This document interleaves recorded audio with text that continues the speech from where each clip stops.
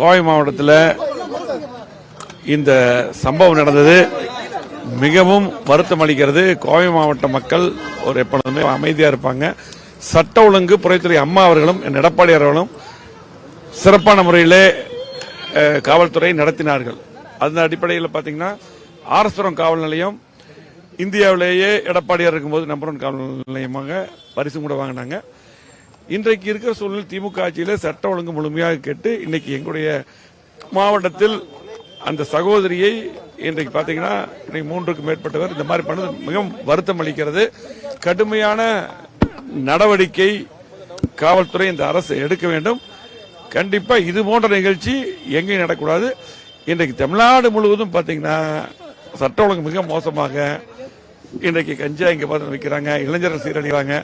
இன்றைக்கு பாலியல் பலாத்காரம் ரொம்ப அதிகமாயிருச்சு. எங்களுடைய கோவை மாவட்டத்தில் இந்த மாதிரி நடந்தது மிகப்பெரிய வருத்தம். கண்டிப்பா கடுமையான நடவடிக்கை எடுக்கணும்.